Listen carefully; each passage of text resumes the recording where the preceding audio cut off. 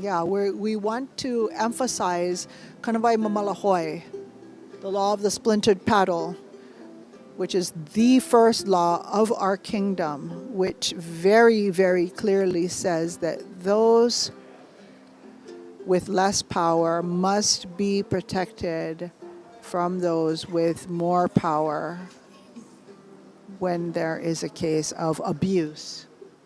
So we're here to ensure that Kanawai Mamalahoi is upheld on all sides, and so far it's rough, but it's sort of working out with some rough, very, very rough spots.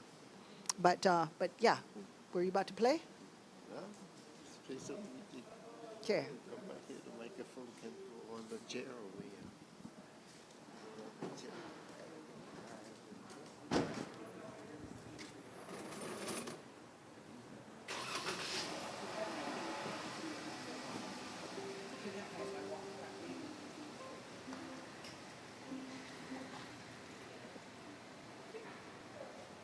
We should play one of Grandpa's songs. I don't know if I know all the words to them.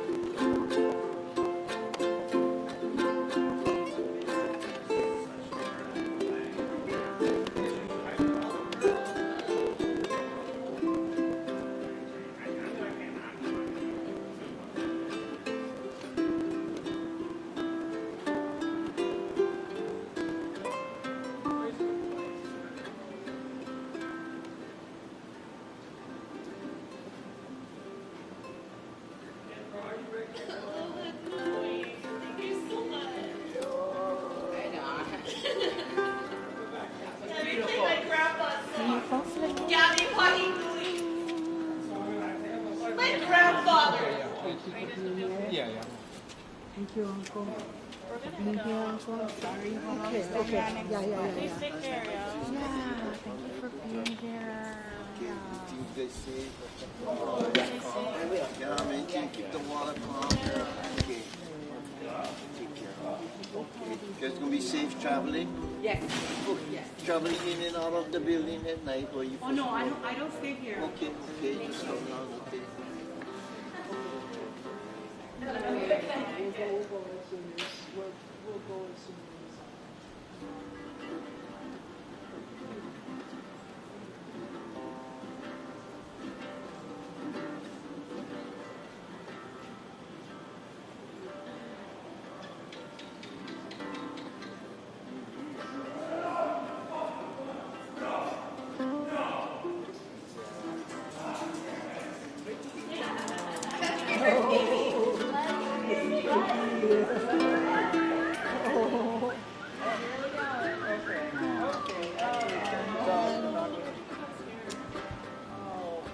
Seems like you got scared or something.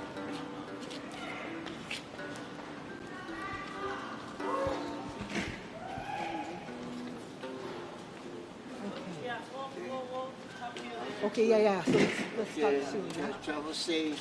The whole Okay. Can you guys let us know when you get home too? Yeah.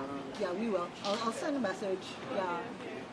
Maybe I don't know. I'm so tired. Thanks. maybe we will whatchamacallit. Come here for just one moment though. Okay, just so that while we See the have natural. All right. just for a second. Okay. So we're here at 1136 Union Plaza, right? That's right. Yes. Yeah.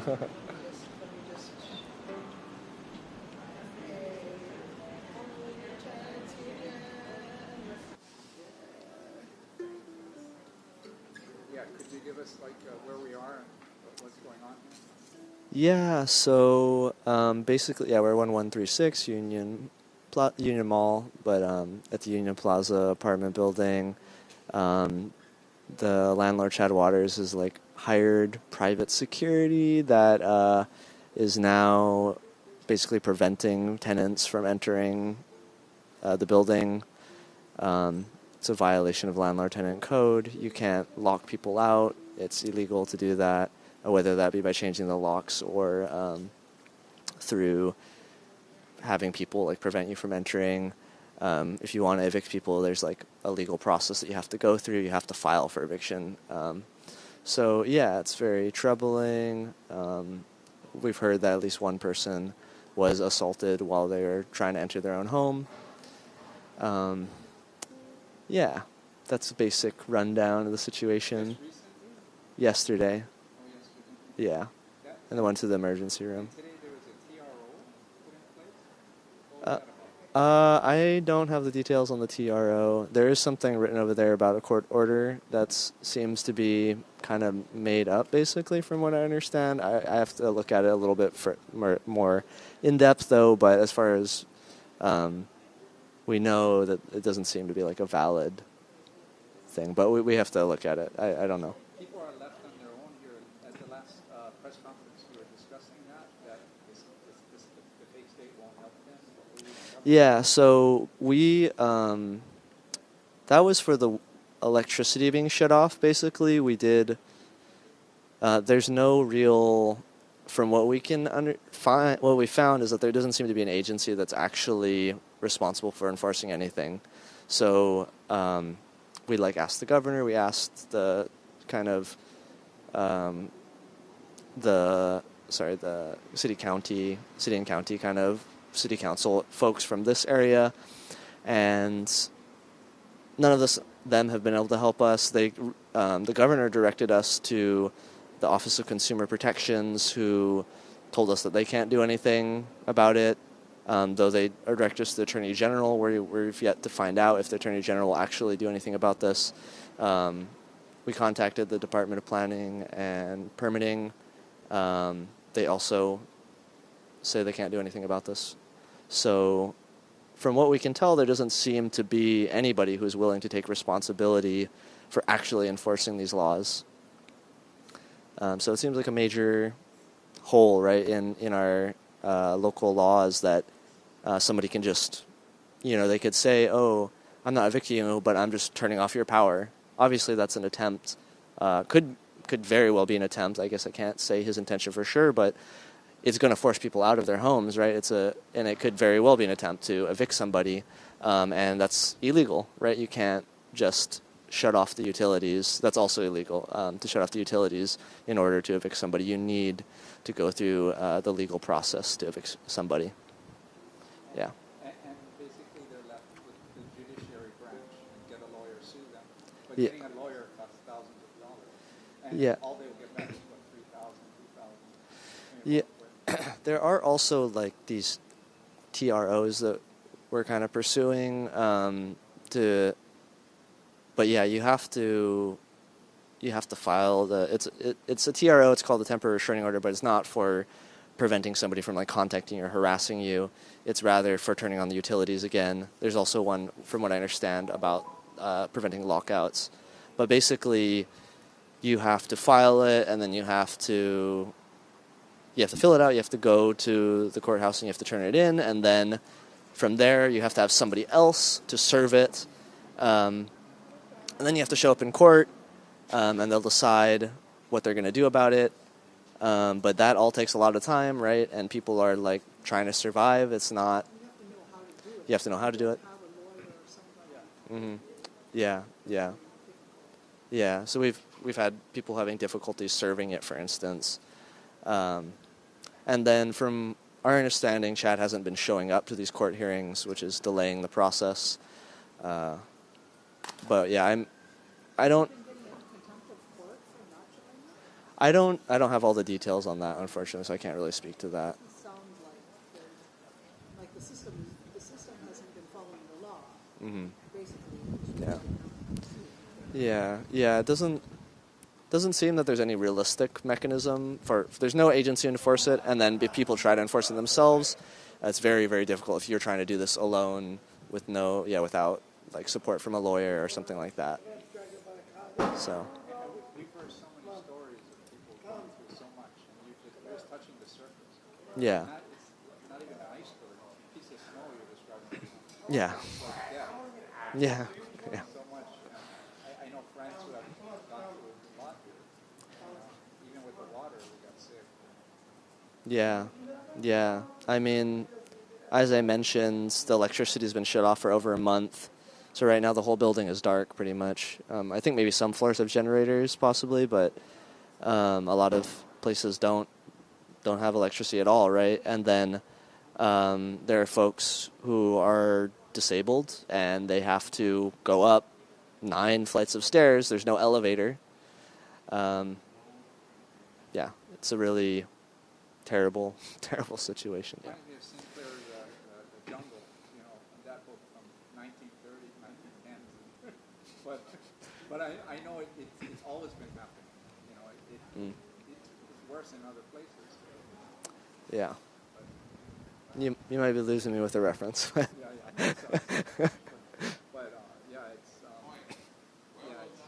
there's so much people are doing. So all you're left with pretty much is direct action. And people, doing the best that they can on their own.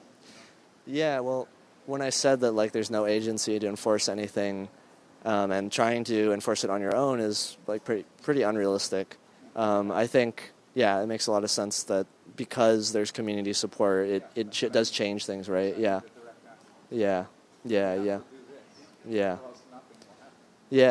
And I do think it made a big difference having all these people here. I think other people have tried to enter before. I didn't explain, but the police were here. It was like this whole ordeal. People were being prevented from entering. The police didn't seem to know how to handle the situation. They seemed pretty unfamiliar with the landlord-tenant code as well. So there's a lot of confusion. In other cases, from what I understand, people may have tried to enter in. The police didn't really help them.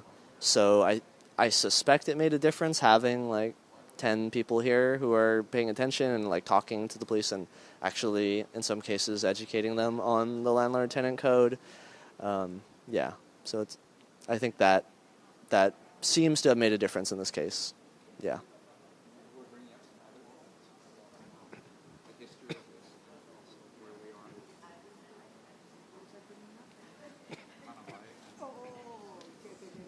Yeah, you want to tell us about Kanabai Mahalo? I switch gears here. So we were, oops, it's fine.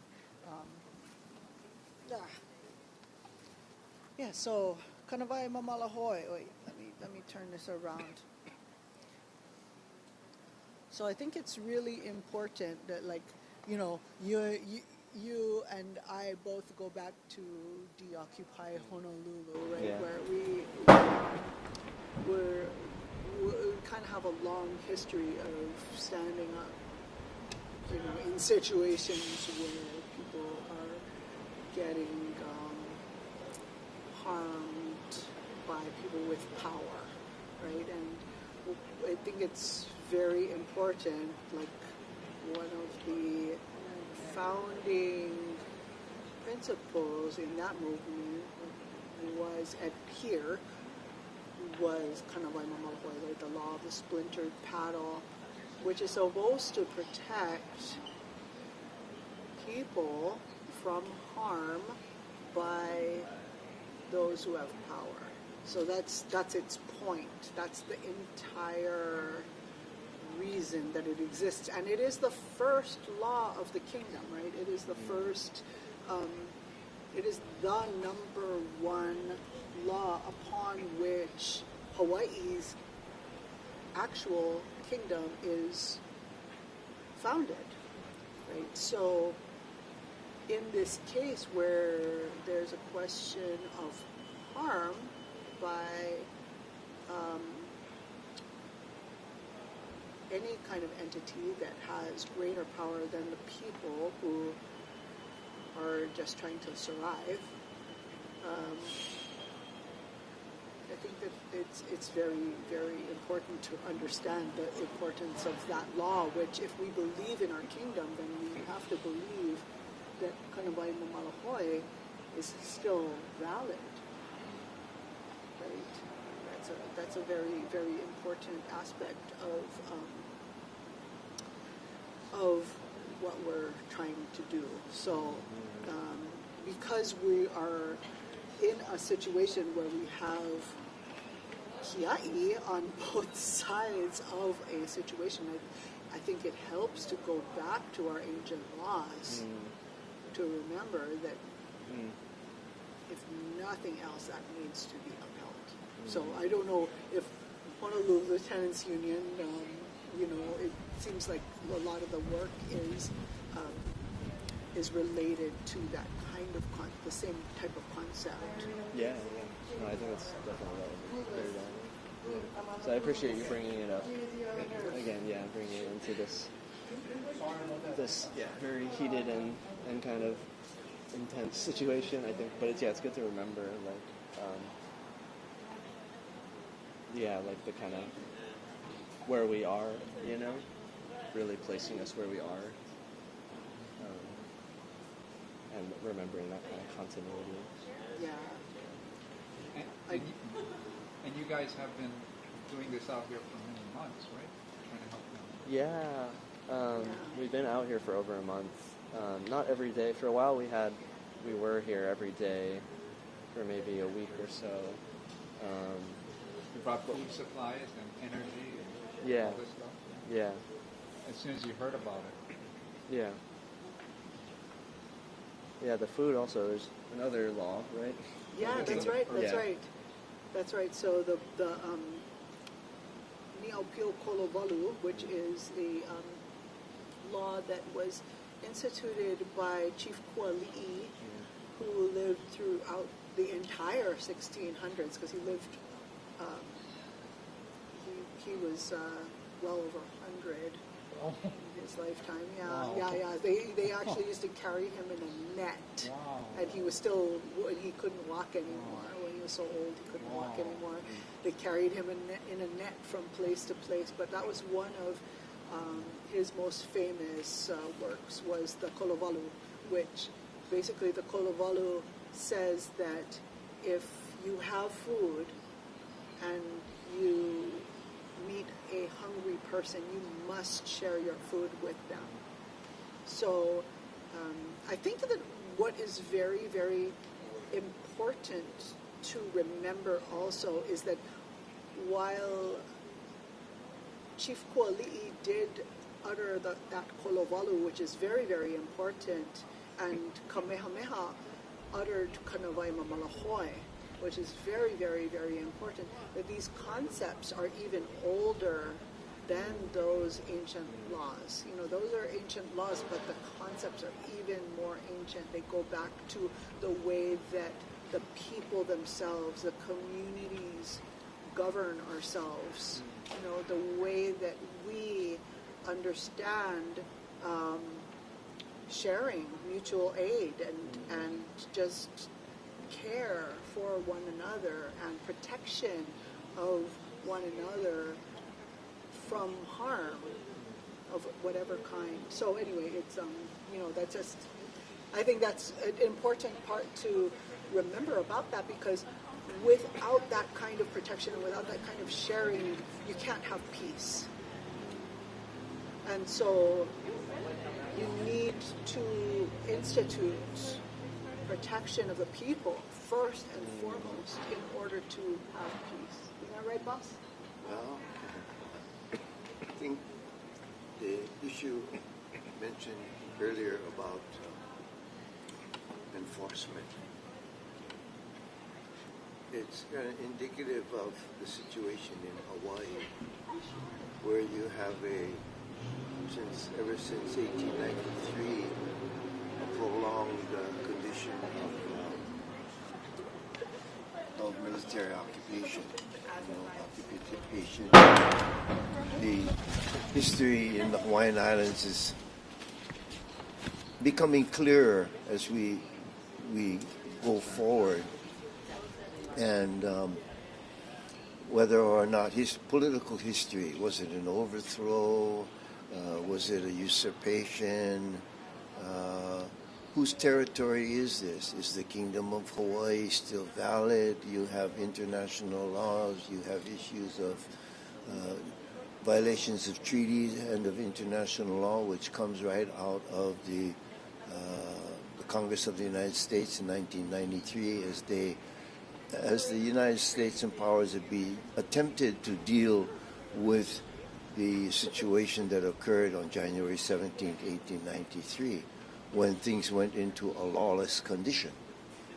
Okay, and since then,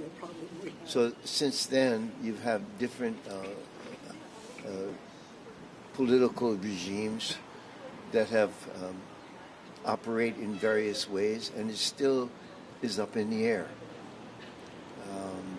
Today I was at the OHA meeting, and there were discussions about the issue of the military leases as an example, where due process meaning the military, it was appeared to the general public that the military had to get approval from the state of Hawaii. As it turned out, the state of Hawaii has not even certified itself. That is in essence, illegitimate carryover of the illegitimacy of 1893. So you have a lot of desperate situations from the top to the bottom. So today was pretty interesting. As I have been involved in it, due process, you think that there would be due process, but when you have a really rogue situation, as in the Hawaiian Islands for so long, the corruption and the issues of serious abuses of human rights has been going on for 130 years, over 130 years. What is going to occur now? This is like, this situation here, it's just a really snippet of what's been occurring in massive proportions. Evictions in Waimanalo, evictions at Sand Island, basically the removal of people who have had Kanaka people, descendants of the people who actually stood with the Queen, to lose their protection to their vested rights, vested civil rights, vested rights in property. So as this is just a touch of the iceberg that's been melted down, and it's very hard to to get a picture of what has happened here, to the point where what happened to where are the Hawaiian people here? Well, they've moved out. And the acceleration of the movement of the Hawaiian people, these are Hawaiian nationals who have gone through that, they've been forced out. There's been an intentional collapse, a cultural collapse, a political, to create a condition where people would just leave so that you would then bring in and replace and modernize the form of occupation. Okay? And this is one thing that needs to be clearly, more clearly identified. Like if you talk about annexation, even at the Oahu meeting tonight, part of the profile of the Office of Hawaiian Affairs stepping up, they say, well, yes, we have the Newlands Resolution, annexation. So these are the things that we have. But the Newlands Resolution was not really an annexation. There was no annexation. There's never been a treaty of annexation. So there's a lot of clouds in the air. And sometimes it's bright and sometimes you can't see it because there's a move. So you have all of this. Things are not in order here. And like I say, I'm glad to be here. It's very unfortunate. You wonder how are the younger generations? If you can't rent a place and be secure there, make agreements with landlords and they don't honor them and there's no process. That's why you see the people suffering in the future generations. Those who are older, who are disabled, they're particularly vulnerable, but everybody's vulnerable. So I just that's where I went when you mentioned really point is where is the enforcement of who's going to uphold these things called human rights? Who will uphold laws that were designed to maintain order and protect people from abuse? Where is the United Nations, international, people say they scoff at international things. But if you're going to scoff at that, then you're really, it's really a disgrace. Because, and so, like Hawaii, for instance, in 1946, when the United Nations was formed, it was conceded that there are many peoples, indigenous peoples, countries, places, and their territories that have been consumed up in wars, World War I, World War II. So at the end of World War II, you kind of had to at least attempt to piece things back together. So the United Nations, in carrying forth different treaties like the Treaty of Peace after the Spanish-American War, the Treaty of Versailles, were designed through the United Nations, were designed to protect those people from abuses so they wouldn't become, say, the spoils of the victors of war or a chattel where they could be moved around. Okay? And this was under Chapter 11, the Declaration regarding non-self-governing territories, where Alaska, Hawaii, Puerto Rico, and others were listed. As it turns out, and that was a sacred obligation. Countries that, territories where United States had to take responsibility to ensure that the peoples of those territories and people, all the people in the territories, were protected from abuse, and that they were afforded the protection of their culture, the advancement, their education, and all of these things. And all of a sudden, in 1959, Hawaii and Alaska are removed. Well, in 1959, what occurred was the United States Congress, there was no prior pre-formed in consent. They just created a situation to yank Hawaii out from those protections and impose something that now is like, where is the enforcement? What has happened here? Did the situation, as it was intended to get better, has it actually gotten worse? And we're seeing right now how it's developed to where, it's very complicated, and it's corruption, serious human rights abuses is rampant in the Hawaiian Islands. That's all I mean, keeping it there is saying, you know, there's a lot of issues to come. And I'm glad that tonight is not like last night, where there were physical confrontations and stuff like that. And so we're here to play a little music, you know, play So Calm the let's- Beast a little bit, so to say. Let's play Hawaii Loa and kind of close out so that everybody can.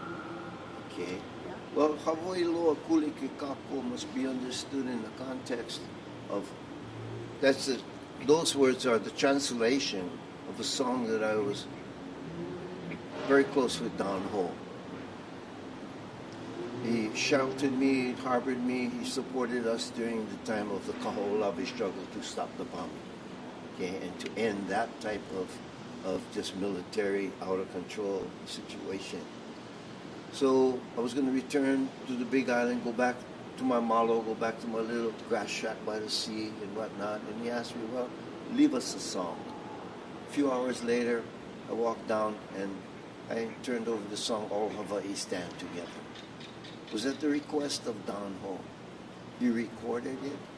He supported us in the movement because Don Ho, as many people think, oh, he was just a tiny bubbles guy. And he just, you know, it was all about suck him up and this and that. No, he was a very disciplined person who loved people. Okay? He worked hard, his business. Anyone who can play two shows a night for 15 years, 6 nights a week, and never played the same show twice, and sign autographs, was truly a person who respected humanity. Plus, he also Okay. funded a lot of the. He was movement. very supportive because he knew. I mean, Don Ho's comments at the congressional hearings that he went to testify with this sort of, well, how do we fix this? So the Congress steps up towards an apology, whatever. And what Don Ho said when he went to the hearings was, he says, as he was listening, he says, as I'm listening to this, it seems like, you know, the Hawaiian people are coming as beggars when they're actually the victim. And now there's so much pressure where they've been forced to come as beggars. I wrote the song, Entipilahi translated it into Hawaiian, Hawaii Loa kūkākūkā. But it's very much like something like the Mamalahoa Kanawai. Don Ho, he cared about it. And he knew what the struggle was. You know, we had to stand together and people and to respect our lands and so that song, I can sing that song tonight and honor a man who was known around the world. People will never forget Don. And his spirit still lives. Came to me in a dream, actually, and he was really concerned about what was happening in Hawaii.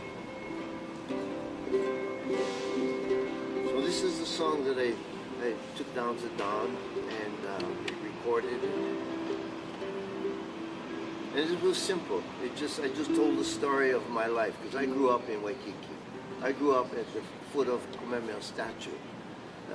My babysitters after school, when I was going to school, were the blind vendors.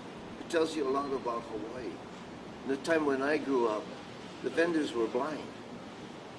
That's how peaceful it was. That's how much human respect was. There weren't security guards, okay?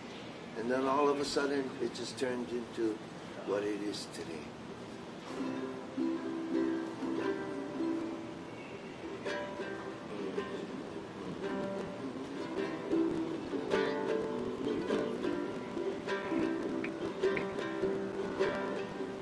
As I travel from place to place, some familiar and some are strange, to hear the ancient chantings of our home. As I listen to the stories, my eyes have seen the glories. So let us praise our voice in song to save our land.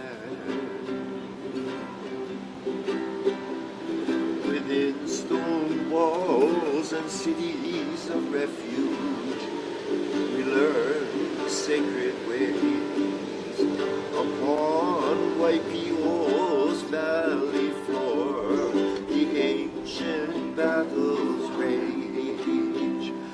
From the barren slopes of Kaho'olawe and shores of Kahana Bay, we shall claim our lands from the barking sands to the valleys of Hanalei. So all Hawaii stand together. It is now and forever to raise your voices and hold your banners high. And we shall stand as a nation to guide the destiny of our generations, to sing and praise the glories of our land. And from the fiery pits of Mele, I hear my mother's call. And old Tutukane and Mauna Kea send their love to all. And from stands as one beneath the sun, blessings from Haleakala and our sweet Kahala, and by Ale, where the greatest waters flow. So Hawaii loa, kuli ke kako, kupame kaloka ie, kukalame ka ihole. Lift up your banners. Oni pakakako, oni pakakako, alanda kila na timie, eola, eola, eola na timie.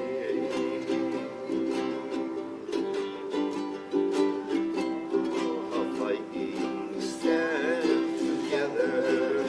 It is now and forever to raise your voices and hold your banners high.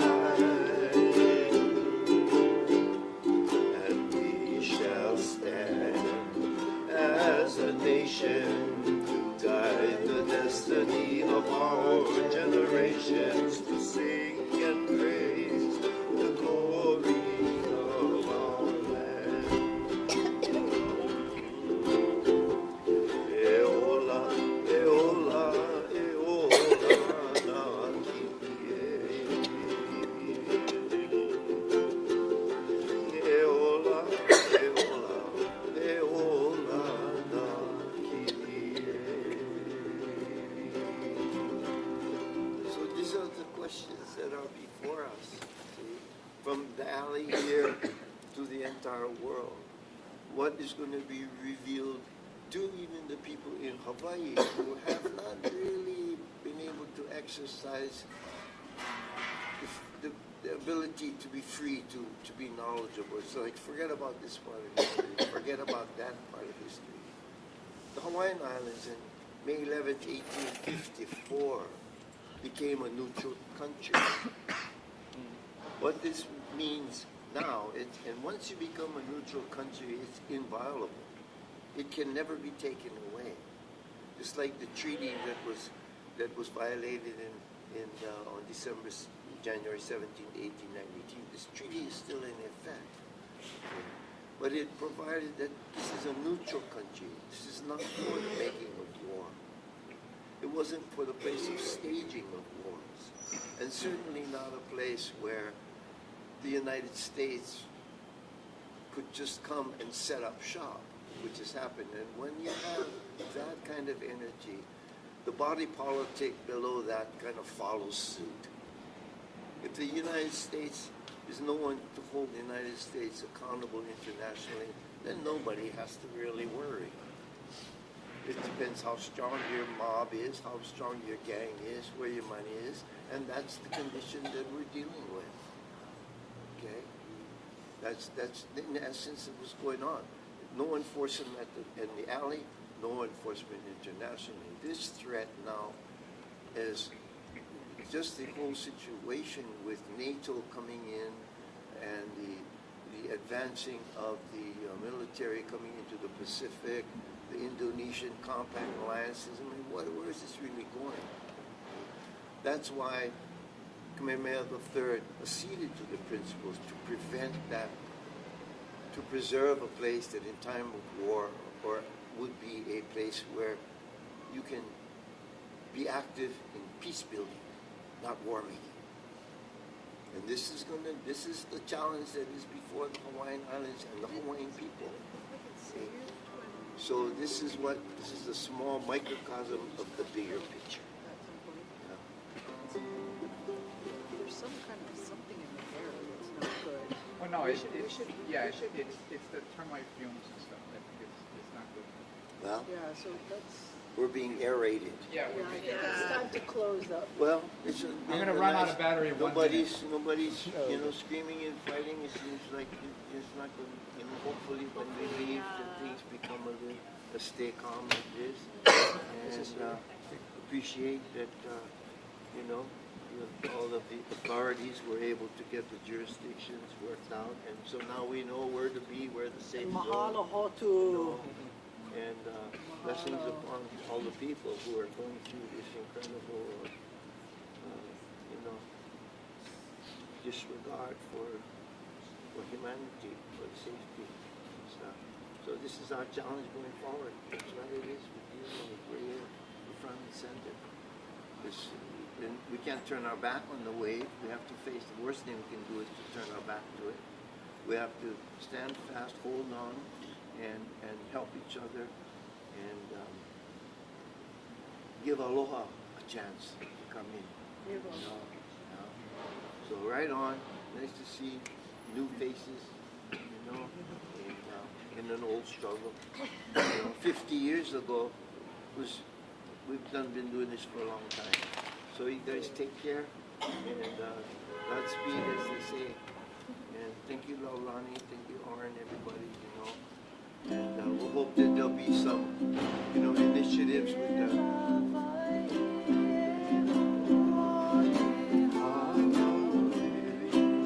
give birth, Hawaii.